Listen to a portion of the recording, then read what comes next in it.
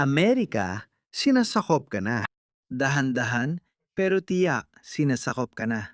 Hindi mo pa namamalayan kung gaano ito kabilis. Tingnan mo kung anong naipasok mo sa bansa mo. Ito ang direktang gastos ng multikulturalismo o pag-aangkat ng kulturang hindi tugma sa mga pagpapahalagang Amerikano o kanluranin. Hindi dapat naroon ang mga taong ito sa kanluran. Tingnan mo. Tingnan mo ito. Ang pangalan ng taong ito ay Nick Shirley. Pakinggan mo ito. Panulit mo ito. Dito, nagmamaneho lang ang mga tao at naririnig ang nangyayari habang sinusubukang sunugin ang Quran kaya natataranta ang lahat.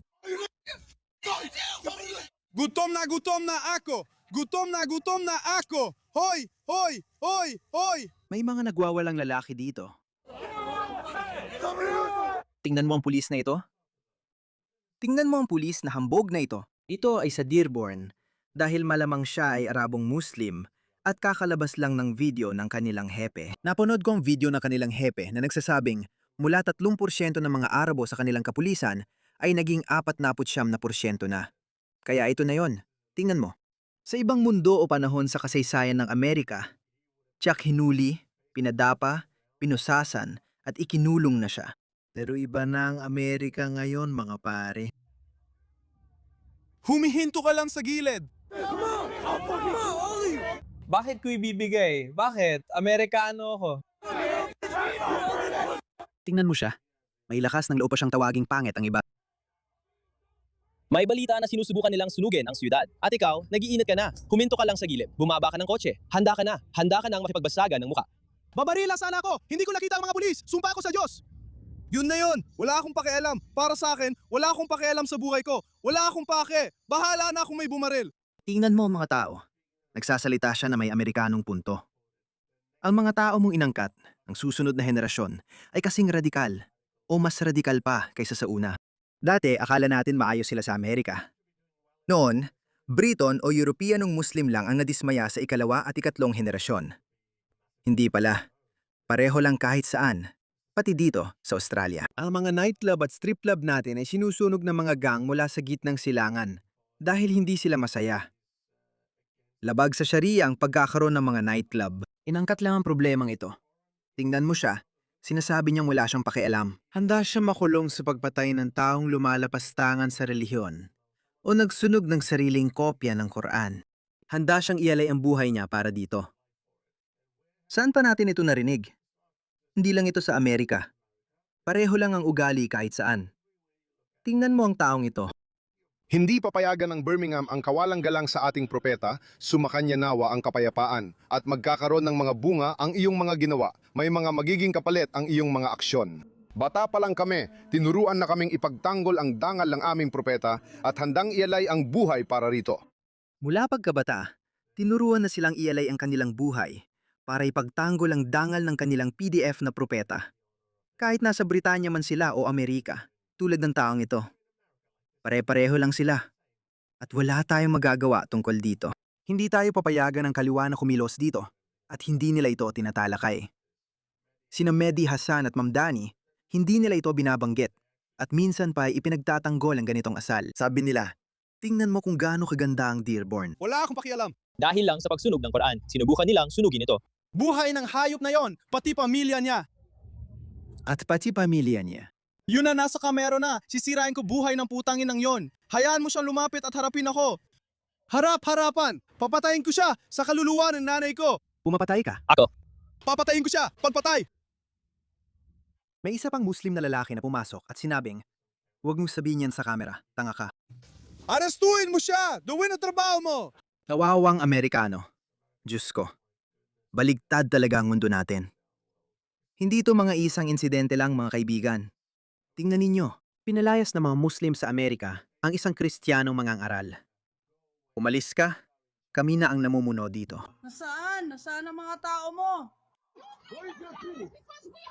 Terorista ka. Ikaw rin, Gino. Nasaan ang kapayapaan? Sige, puta, amin na. Halika, bata. Tara, tara na. Halika na, tara na. Halika na, tara na. Susunugin ka ng Diyos sa impyerno, anak ka ng demonyo. Diyos ko. Mga pare, paano nangyari ito? Bakit nyo hinahayaan to? Bakit? Bakit nyo hinahayaan to? Amerika. Sige naman, Amerika. Ang buong kanluran ay nakatingin sa'yo. Bumagsak na ang UK, pati Pransya at Alemanya. Hindi rin maganda ang lagay ng Australia, pero tara, tingnan mo, pati sila galit sa'yo. Araw-araw nilang sinasabi kung gaano nila kinasusuklaman ng Amerika, pati ang panahon at lahat ng bagay dito. Kaya pagdating namin sa Amerika, mula sa niyebe hanggang, alam mo na, sa mga bahay, sa mga tirahan, na bigla na lang namin tiniran. Lahat ay nakakagulat, sa totoo lang, araw-araw may bago. At sabi ko, Diyos ko, lalo lang lumalala. Kaya anong estado kayo unang dumating? Kansas. Kansas City. Sa lahat pa ng lugar, oo, parang bootcamp ito para sa akin. Talaga? Oo, kasi parang, 'di ba, ibig kong sabihin, kahit sino na nakatira sa Maine at nakapunta na sa Kansas, maintindihan nila yung sinasabi ko. Sobrang dami lang talaga, nakaka-interes. Bilang isang taong may kulay o bilang isang itim na tao. Hindi ko alam dahil di pa ako nakapunta sa Kansas. Lahat mula Niebe hanggang tirahan lumalala. Tapos, dinala pa kami sa Kansas. Dapat ipadala siya sa Somalia. Pumunta siya roon. Tignan niyo mga pare, unti-unti kayong nasasakop. Ang puting lalaking ito ay wala sa Somalia. Okay? Hindi siya turista sa Somalia. Siya ay turista sa sarili niyang bansa. Ito ay Minnesota. Napapaligiran siya ng mga Somali sa Minnesota. Nakakatakot ito. Ito ang magiging kinabukasan ng bawat kanluraaning bansa dahil sa mga puti. Ako yun. Baka nagtatanong ka kung paano ako napunta rito. Oo, siya yun. Ganito ang mangyayari sa mga bansa sa kanluran, mga pare. Dahil tumigil na ang mga puti sa pagkakaroon ng anak. Akala nila, mas magaling na sila. Hindi na nila kailangang mag-anak. Tingnan mo, si Ilhan Omar ay nagdiriwang ng Araw ng Kalayaan ng Somalia. Nagdiwang ng Araw ng Kalayaan ng Somalia, pero wala namang titira o maninirahan doon. Sobra na to. Hindi natin dapat tiisin, mga pare. Darating din ang araw ng paniningil. May kailangang magbago. Hindi ito gumagana. Hindi talaga ito gumagana. May magsasabi, Hari Sultan, anong problema mo? Wala namang nasasaktan. Nagsasaya lang sila. Hindi. Sa tingin ko, kung gusto mong manyarahan sa isang kanduraning bansa, kung nagmamakaawa kang maging bahagi ng isang bansang mas maganda kaysa sa iyong sariling bansa, kailangan mong ibigay ang iyong buong katapatan. Kailangan mong manumpa. Sa tingin ko, dapat idagdag sa seremonya ng pagkamamamayan ang linyang ito. Ibinibigay mo ang buong katapatan sa bagong bansang tinanggap mo. At kung ikaw ay tatawagin na makipagdigmaan laban sa iyong sariling bansa, sasabihin mong oo. Alam kong magsisinungaling sila dahil handa silang gawin kahit ano para sa Western passport. Wala silang danggal. Panurin mo. Ito ang New Jersey. Ano ito? Bakit natin ito pinapayagan? Dayuhang kultura, iwan mo ang kultura mo sa bahay. Hindi pagkakaiba-iba ang lakas natin. Hindi ito katanggap-tanggap. Hindi ito tama. Umuwi ka na. Pinagtatawanan ka pa nila. Tingnan mo ang babaeng ito. Tingnan mo ang Muslim na babae dito sa Britanya. Pakinggan mo. Pero papunta lang naman ako sa job center, 'di ba? Gusto ko lang magpasalamat ng mabilis sa lahat ng nagbabayad ng buwis. Dahil kung wala kayo, hindi ako makakarating kung nasaan ako ngayon. Tulad ng katotohanan na pwede pa rin akong lumabas, gawin ang gusto ko, at kumita kahit wala akong ginagawa dahil sa mga nagtatrabaho at nababayad ng buwis. Sa tingin ko, hindi ko pa talaga naipapasalamat ito. Kaya mula sa kaibuturan ng puso ko, taos puso akong nagpapasalamat sa inyo. Ituloy niyo lang ang mahusay na trabaho. Hindi ito pasasalamat kahit kailan. Dahil una sa lahat, hindi mo dapat ipinagyayabang ang pamumuhay sa ayuda dahil ang layunin ng ayuda ay para lang tulungan ka pansamantala. Isipin mo kung anong nasa isip ng mga taong ito at bakit nila nararamdamang kailangan nilang gumawa ng video para udyukan ng mga tao. Halimbawa, isipin mong pumunta ka sa Pakistan at inalagaan ka nila kapalit ng kapakanan ng sarili nilang mamamayan. Sa hindi malamang dahilan, masasabi mo na lang, alam mo kung ano? Hindi pa rin ako masaya. Kaya gagawa na lang ako ng bagay para mainis ang iba. Pagtatawanan ko ang bansa, kultura, pananamit, relihiyon, pagkain mo at iba pa. Gagawin ko na lang talaga. Bakit? Anong nangyari? Hindi ka ba masaya o inaalagaan ng maayos? O sige, pero gagawin ko pa rin. Ganito kalaki ang paghamak nila. At wala silang naidudulot na halaga.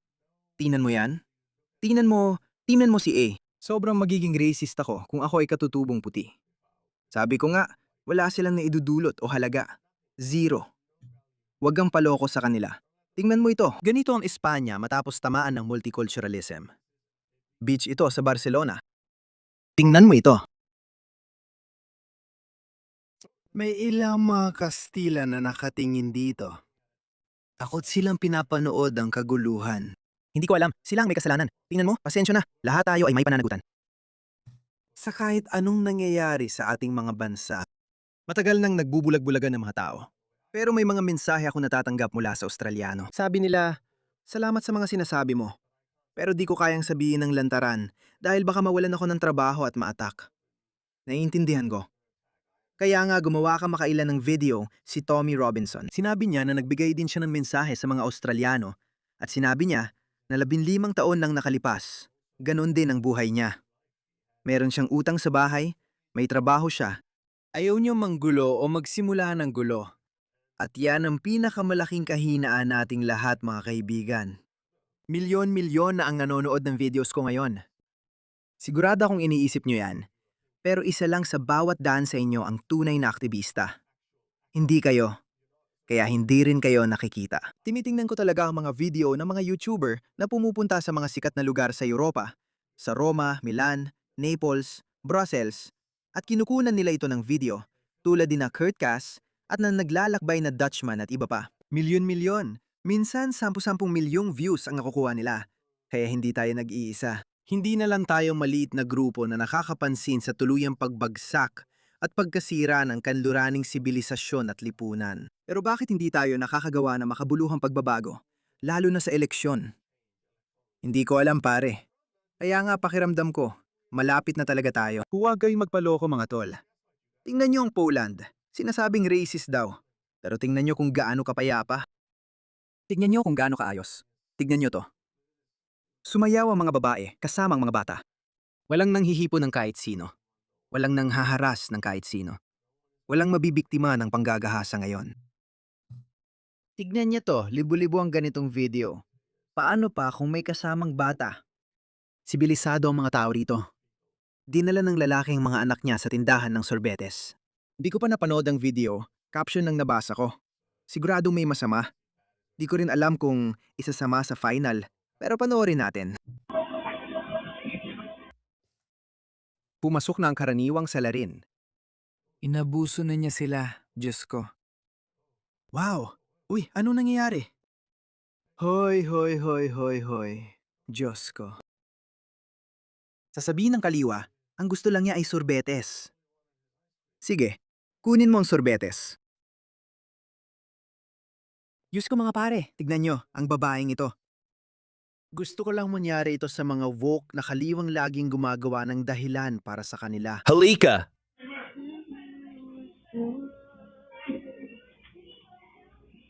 Kung ikaw, magandang diskarte. Lumapit sa tahimik na padre de pamilya, magkunwaring baliw, at makakuha ng libreng sorbetes o frozen yogurt. Tingnan mo to. Isang iligal na dayuhan ang nagsabi, ang sikreto ay magkaanak sa US. Malaking diskusyon yan. Sa Korte Suprema, sa tingin ko, kakareject lang nila sa executive order ni Trump na ipagkait ang universal na karapatan sa pagkamamamayan sa sinumang ipinanganak sa Amerika. At oo, tingnan mo to. Ganito nila inaabuso yon. May nagsabi na nakalagay na raw ito sa US Konstitusyon noon pa. Naisip ko rin, hindi pa nagamit ni Medi ang argumentong yon. Nasa konstitusyon ng US ito.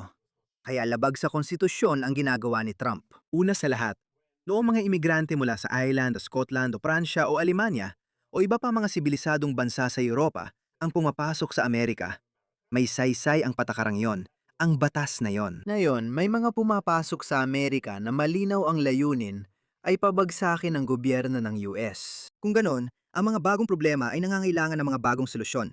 Hindi ka dapat bigyan ng pagkamamamayan sa Estados Unidos. Hindi ka dapat bigyan ng US citizenship kung ipinanganak ka lang doon. Kung ipinanganak ka lang doon, Pumunta ka sa Estados Unidos para magtrabaho, ako naman para magbakasyon. Tingnan mo ang pagkakaiba. Siya ang nag-aalaga sa akin. Hindi ako nagtatrabaho kasi binibigay ng gobyerno ang nararapat sa kanya. Yung mga lalaki na hindi nila ginagawa. Sobrang yabang talaga. Makakagalit na hindi nila iniisip na pwedeng puntahan sila ng otoridad at bawiin ang benepisyo nila sa paggawa ng ganitong video. Hindi sila natatakot kasi alam nilang walang mangyayari. Ganito sila kakapal. Kailangan may mangyari. Ang anak kong babae dahil siya ay isang Amerikanong mamamayan. Gets mo?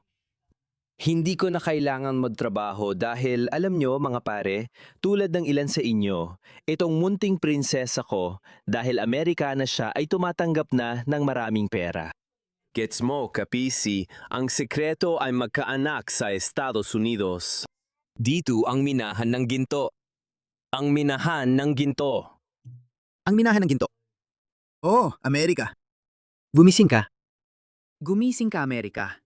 Habang abala ka sa buwis at pag-iintindi sa sarili mong buhay, unti-unting sinisira mula loob ang bansa ng mga taong hindi tapat at galit sa Amerika.